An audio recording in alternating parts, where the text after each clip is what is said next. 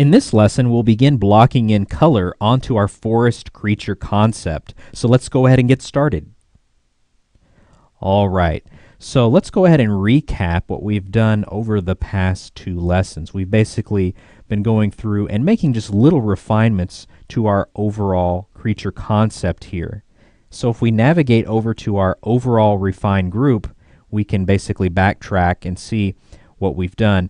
And I've also gone through and titled each one of the steps, each one of the layers where we've made these changes, not only in this group, but in the previous groups in our texture blocking group. That way you can easily go back and just very easily see what we did on what layer. So if you've been following along, you may want to do that. So we basically started out with a merged copy of all of those blocked in textures. And we kind of focused on just our highlights, our midtones, our shadows. Again, that's why we've been working in grayscale as we've brought in those textures, is really just focusing on our values.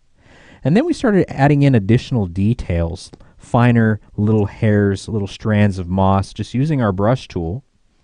And then we also incorporated just some additional texture into some of those darker silhouetted areas where we have the hanging moss, and even down in here under these shards of bark. Again, kind of thinking about some reflective light that we may have in those areas, and it also adds a little bit more dimension to the overall piece.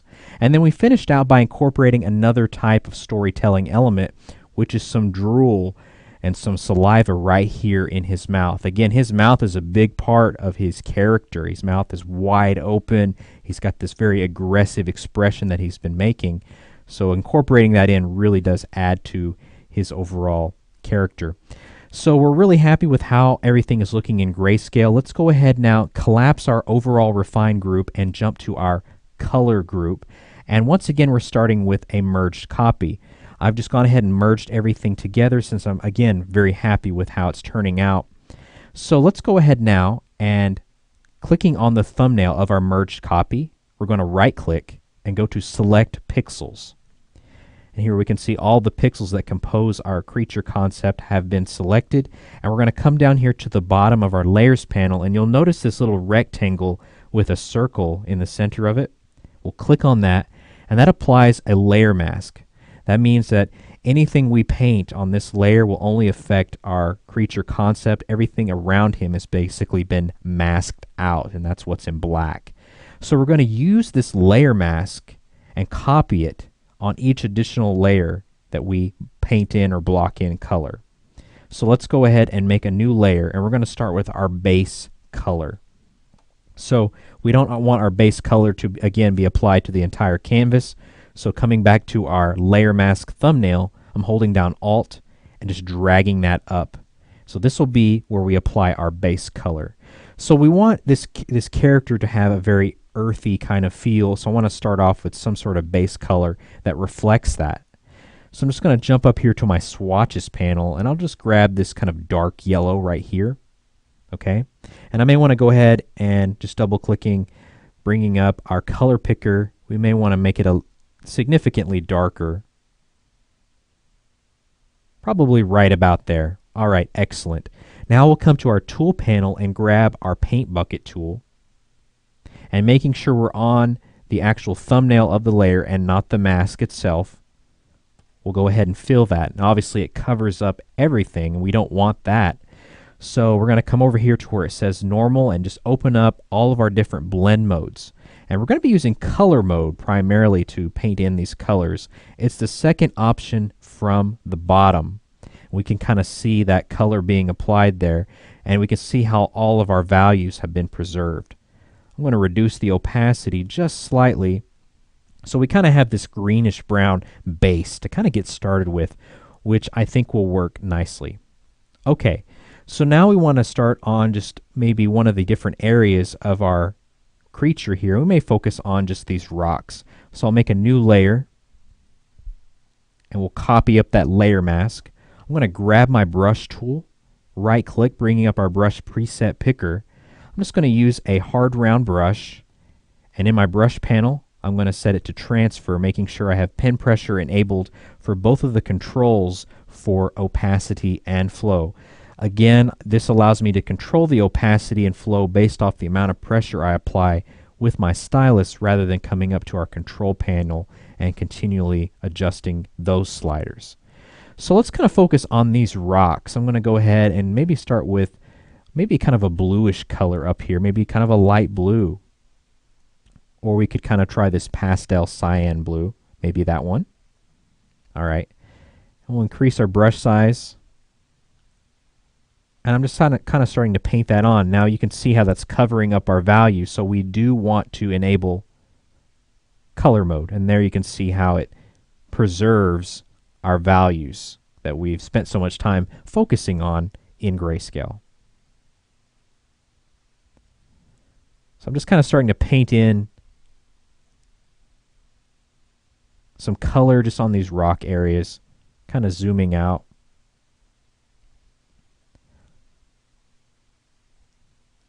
And he's got, if you recall from our lesson where we brought in just some of those different rock shapes, we also had some rock just kind of on his upper brow. And then we also had just some rock-like forms already established just in our sketch.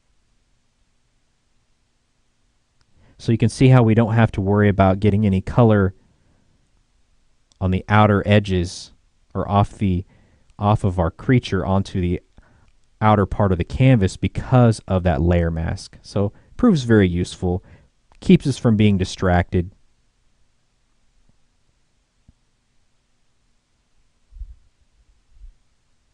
And I may want to grab a gray swatch up there and kind of work in a little bit of gray as well.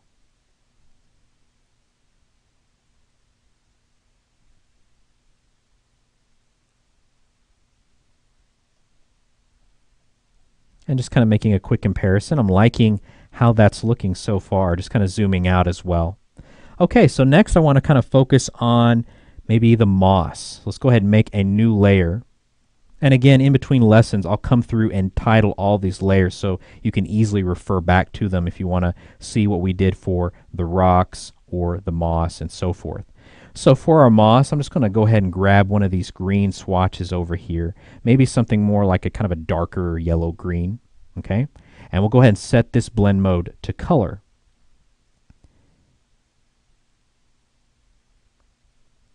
So now I'm kind of starting to kind of paint in green over that kind of moss beard, moss goatee that he's rocking out. So as we begin to incorporate some color, we can start to see our character start to come to life even more. So that's feeling pretty nice. We also have a little bit of moss kind of over here on this bark that we added. So just kind of thinking about that.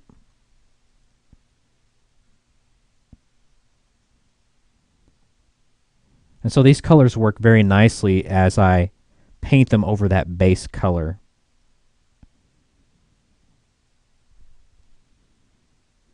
And again, we had some moss, over here on the top of his horn. And then just kind of up here in little different areas of the forehead as well.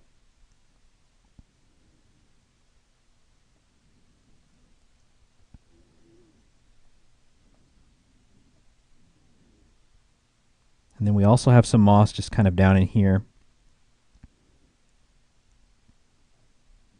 Some that's a little bit more in shadow. Okay, cool. That's looking really nice. Now let's go ahead and start to work in some color on the horns. Again, we'll make a new layer.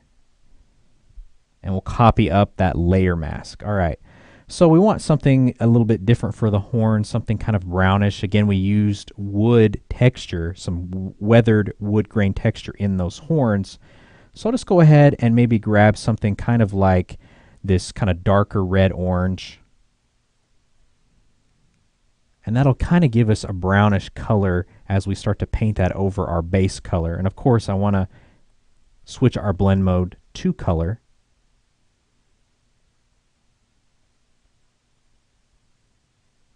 So lightly applying that as well.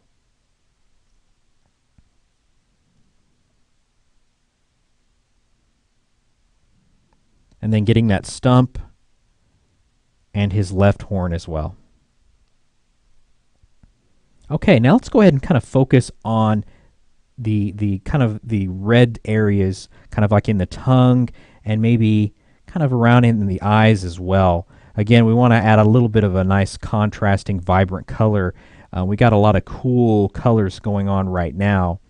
So I'm going to come up here to our swatches panel and let's kind of grab this light red.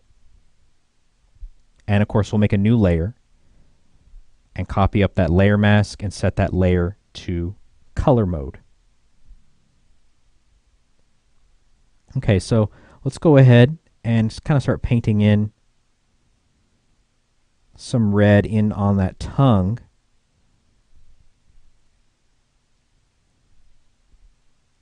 And thinking about just the interior of his mouth overall.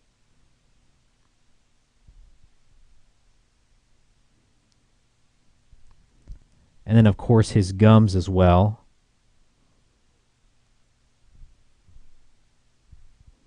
So that's feeling pretty nice. Just kind of working that over those little areas right in there.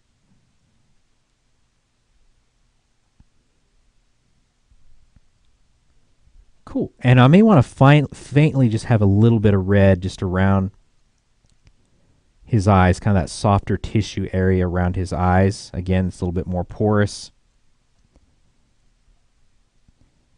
And for his eyes, I think it'd be pretty cool to just have them be really red. So we'll block in some red there and then maybe have a little bit of orange kind of more towards the center where we have just those lighter values. So some really striking eyes. I'm also grabbing a little bit of yellow, kind of thinking about the teeth too. Kind of roughing in a little bit of yellow.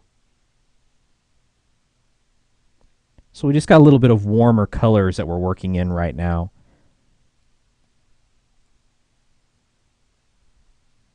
Just kind of creating a little bit of visual contrast with a lot of these other cooler colors.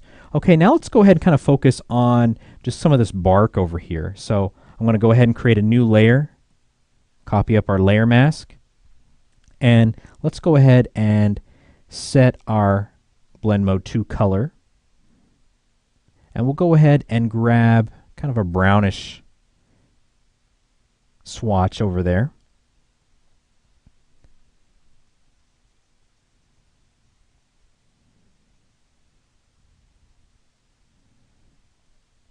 So right now we're just kind of hitting some of those different areas where we've got that bark basically poking out of his body.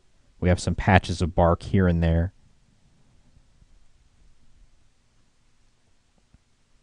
And again, you don't have to just use color mode. You can always see what soft light does for you. Again, experiment with some of these different blend modes. I actually kind of like soft light in this case.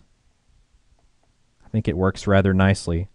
Both of which do a good job of allowing your values to be preserved. All right. Okay, cool. So we can kind of continue on blocking in this color in between lessons. In the next lesson, we'll continue working on our colors and just kind of refining and unifying them all together. So stick around and we'll see you in the next lesson.